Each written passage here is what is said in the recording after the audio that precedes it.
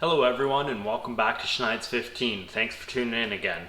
This is going to be another 5-minute winterization video, and today we are doing a 90 Yamaha. This is going to be the same procedure from about 2000 when Yamaha came out with 4-strokes up to about 2012, and they changed some of their oil levels and everything, but I'll show you where to look on the motor just for liters or quarts, whatever you deal with.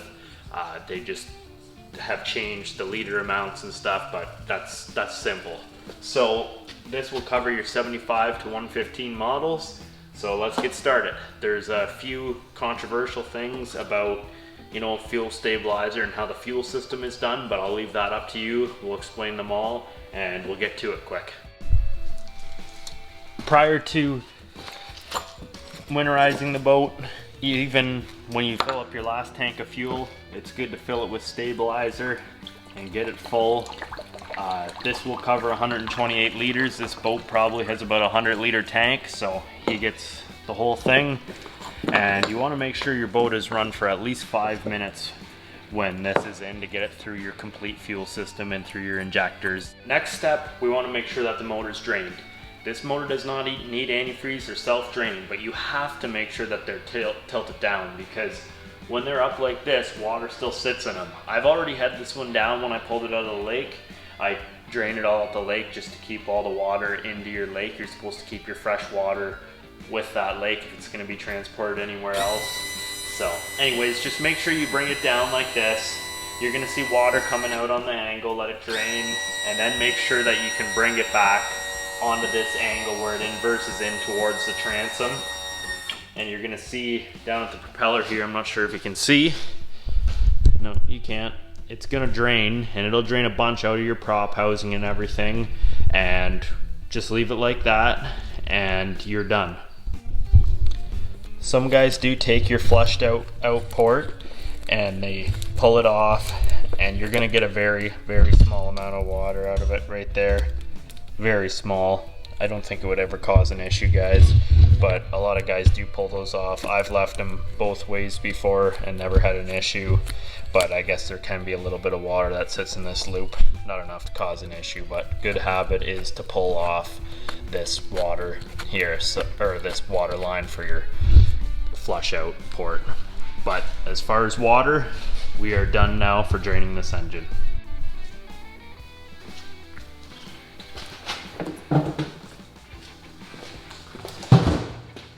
So with our cowling popped off now, we need to talk about fogging and getting oil in the cylinders, whatever you want to do. This is kind of a loose topic between everybody, so we're just going to explain them all and not show you what to do. So one thing that people will do, they'll disconnect the fuel line and they'll have a little fuel tank, but I realize not everybody's going to have one of those. It has stabilizer in it and an oil mixture, they call it a cocktail. You run it through until you see the engine start to smoke slightly, and these engines run so efficient you'll barely see them smoke when the oil does come through, even when you run a really concentrated amount.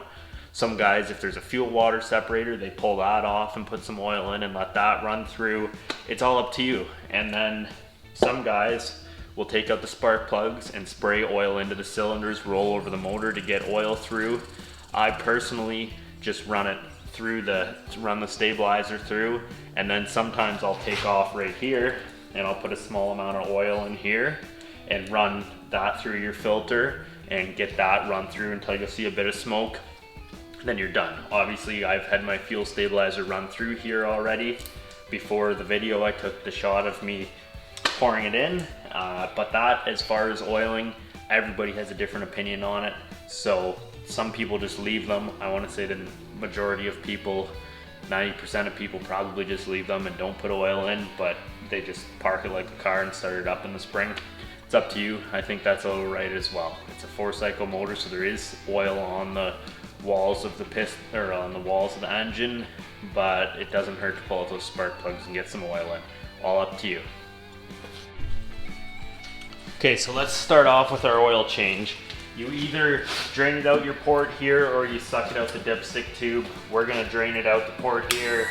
So just a trick for you guys, you tilt the engine up, because then all your oil in your oil sump or oil pan, whatever you want to call it, flows up this way and when you pull out your bolt, you don't get oil everywhere. So we're gonna go like this. Take a 14 millimeter, pull it out.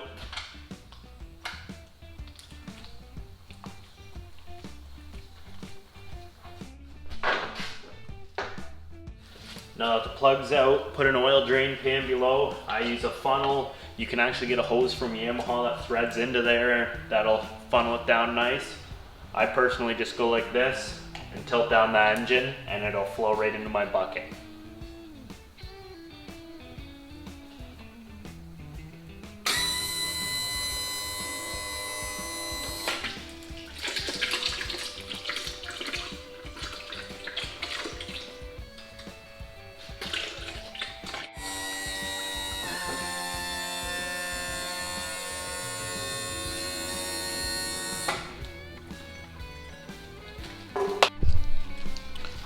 Okay, so tilt your engine back up, we can put our plug in. You're supposed to put a new washer on that plug every time. There's your part number right there. If you get an oil change kit from Yamaha, it'll come with a new washer for it.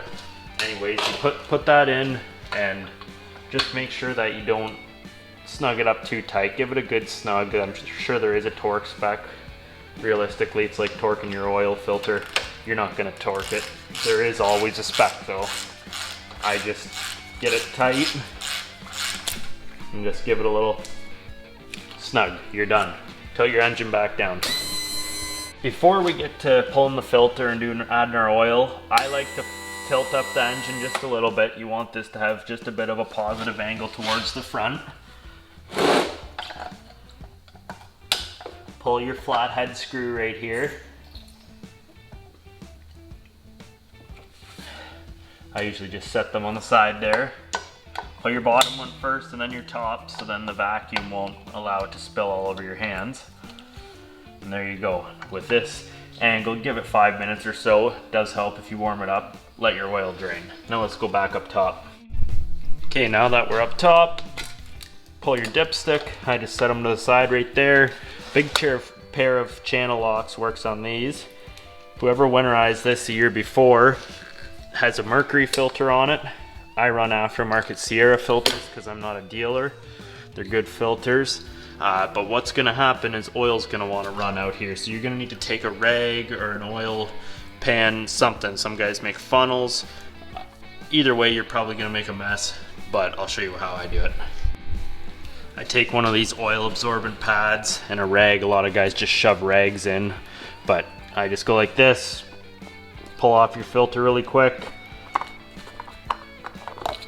The oil will go into the rag and your sorbent filter here, and then that gets most of your oil.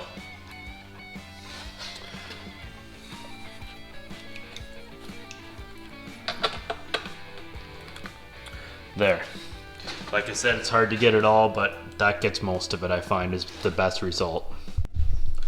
Now we can thread on our filter. 187911-1 Sierra part number. Make sure you oil your seal. And on these ones, they tell you to snug it until it hits. And then you go, it says right on the filter to go 2/3 to 1 turn. So that's about 2/3. You should be able to take that off by hand next year. It looked like I was really cranking on it, but in reality my hands have a bit of oil on them. It's really not that tight. With our filter changed and our oil drained, we're now ready to add oil. Pull your cap back here, and this is where it's going to tell you, like I said before, if you have depending on the year, this is going to cover like your 2000 to 2012 engines. So this is 3.5 liters, they're calling with filter 3.7 liters. So I'm going to add 3.7, just over 3.5, just guess roughly, and I run 10W30 in these. I have bulk oil obviously, but if you get a Yamaha oil change kit, or if you're running an aftermarket 10W30, make sure that it has an FCW certification on it for 4-cycle water cooled, and that's the rating that you need for this engine. I run 1030 and everything. That's what Yamaha calls for. if you're in a really cold climate, it says that you can run a 530, stuff like that, but 1030 is all we run. We've never had any issues, and that's what Yamaha calls for from factory. So fill this up with oil, and then we'll check our dipstick. I'm gonna give you another tip on the dipstick once we're done filling here. With your engine fairly level, clean off your dipstick, shove it down in there and pull it out. Check where the oil is. On this one, that 3.7 liters comes to right there. That is perfect, guys. That's what you want. And if the dipstick comes out dirty, that's fine, because when you drain it, we've got all the oil out that we can, but you might still have a little bit of residual oil in there that's dark, so that's why it looks dark sometimes.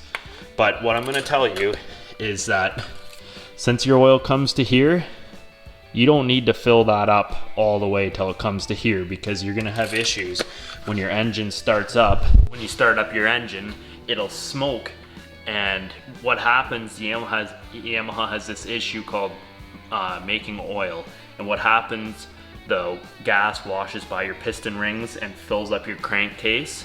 So on the older engines, they actually called for higher amounts of oil, but since they had this issue of making oil, that the gas would run by the piston rings and wash down, and they would make oil, it would have a thinner oil in there. Then when people start their engines, because they're overfilled, you get smoke coming out. That's a whole different topic, but just a quick tip. Let's get on to finishing up here. Now that our oil's drained down, there's a couple little drips here. It'll drip like this for a half hour or more.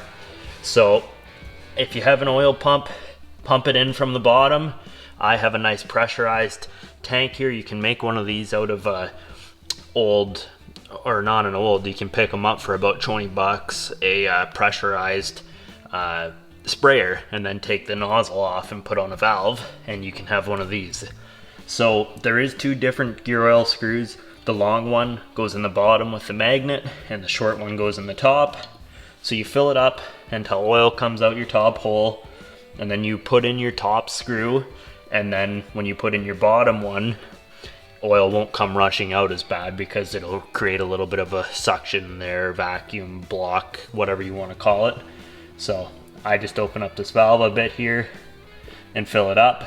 One of these pressurized pumps really saves sitting here pumping, so it's really nice. So you go until it comes out the top there, which I went too much.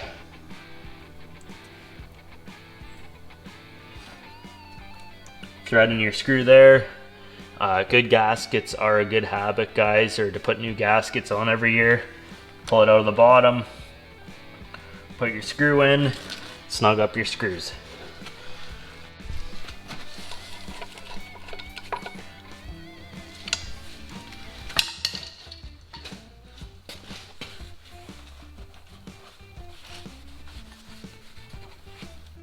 As always, guys, thank you for watching. That's how to winterize your 75 to 115 Yamaha. This might have dragged on a little bit longer than 5 minutes, but I want it to be thorough. Like I say, just be cautious when draining your oil around your filter and stuff. Otherwise, it's a very, very straightforward process. The only specialty tool you're really gonna need is pump to pump up your gear lube. You can use the bottle and shove it in the bottom that you can get from the auto parts store and push it in. And I did want to say one more recommendation is that you do use marine gear oil. It has special additives in it that helps it emulsify water in case your gear case would ever leak, which in turn lets the oil and water mix together per se, and then it has some lubrication moving through there in case there is a leak throughout the year, and then you don't blow up your gear case, because regular oils will separate the water and oil and it doesn't mix together really, and then you have bearing failures and stuff. This way it saves your gear case. So just another little tip. But thanks for watching, and I hope this helped you with your 75 to 115 Yamaha.